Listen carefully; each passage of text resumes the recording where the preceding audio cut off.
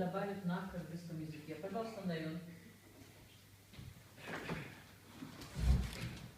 Саламатсыздар, бүгүнкү жыйын коноктор жана урматтуу журналисттер.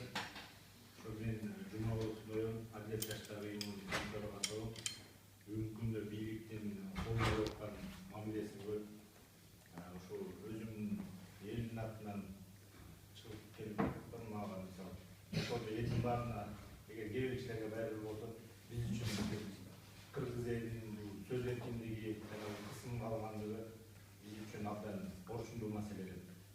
Өзүңөр көрүп атасыңар, азыркы бийликтин мурдагы эскиликтерди кайталап, азыркы бийлик убагында келген өзүңөр билесиңер. Сөз эркиндиги болот, бейбит жашап жашайбыз, буга чейин болгон нерсенин баары болот деген. Азыр тескерисинче көрүп атасыңар, биз кыргыз эли ушул күнгө чейин сөз ыйлап, ушул күнгө чейин эркин эл болуп келгенбиз, ээн эркин сүйлөп, керек болсо өзүңөр билесиңер, азыркы саясатчылар эмес, журналисттер эмес, убагында даже бийманаттарга керек болсо акындар токтогул аркылуу кемчилигин айтып, сүргүнгө айдалып кетсе да коркпой айткан да. Ошон үчүн мен да айтып кетерим, биз азыркы жаштар бул бийликтин мындай кылып аткан кысымына биз туруштук беребиз, моюн сунбайбыз да бул кылып атканына. Биз анткени кыргыз элбиз, улуу элбиз, көчмөн элдердин арасында биздин салымыбыз абдан чоң. Ошон үчүн көрүп атсаңар, бүгүнкү күндө жогорку кеңештеги оппозициянын өкүлдөрү бийликтин мындай кемчилигин айтса, ошол кемчилигин оңдобой, кайра ошолорго саясий укугун кылып, жок күнөөлөрдү 10 жыл, 20 жыл мурунку нерселерди алып чыгып камап атат. Бүгүнкү күндө көбөйдү.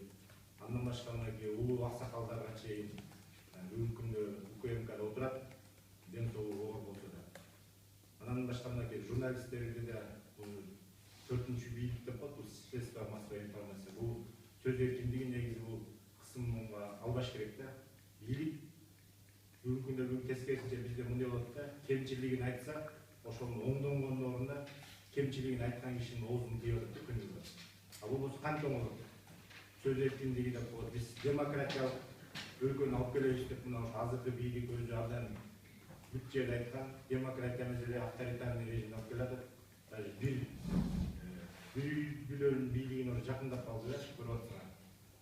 Андан башка мынакей айрым жерлерде көрүп атат, журналисттер башкалардын бийлик ишине сындап койсо, жанындагы кишилер ошол бийликке туура айтып барбай, кайра ошол акты караны кара дебей, кайра башка айтып барып, ошол бүгүнкү күндө бийлик ошо мурунку бийликтердин штаб жолуна ошол түшүп калды десе болот да, ошо кетти. Анан кыргыз эли чыдабайт да мындайга.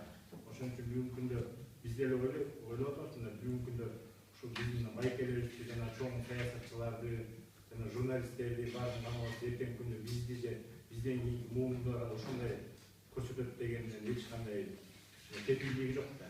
Анын мисалы ушулар кылып аткан, булар ушу көрсөтүп аткан тарбияны мисалы бүгүнкү күндө жаштар көрсө, алар деле эртең көрсөң бийликке келип барат, алар да ушул нерсени колдонот. Анткени биринчи бийлик, экинчи бийлик кайталады. Анан мына үчүнчү бийлик канча деген эки революцияны көрдү, канча деген канды көрдү. Ошону мен оңолот деп ойлогом бул бийликти. Вообще мындай күткөн эмесмин да. Тескерисинче бул да абдан мындай 90 эмес 180 градуска бурулуп кетти десек болот да, авторитардык режимге.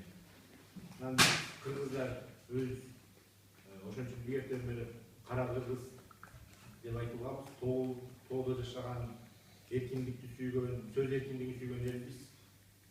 Кандай болсо да сын пикир айтсак, бийлик ошону көтөрүш керек да. Эгер бийлик мамлекетти оңолтом десе, бийлик оңолом десе, ошо эл кемчилигин айтса, ошону оңдош керек да. Анан кемчилигин айткан кишинин баарын оозун тийип, анан мамлекет өркүндүп атат, биз кылып атабыз, биз минтип атабыз, мына деп анан миллионермин деп, мисалы, только өзүнүн эле позициясында туруп, башка кишилер бар, саясатчы, журналист, элди уже көзүнө албай калды да. Өзүңөр билесиңер, элди уже көзүнө албай калганда бийликтин уже күнү бүтүп баратканына барабар да.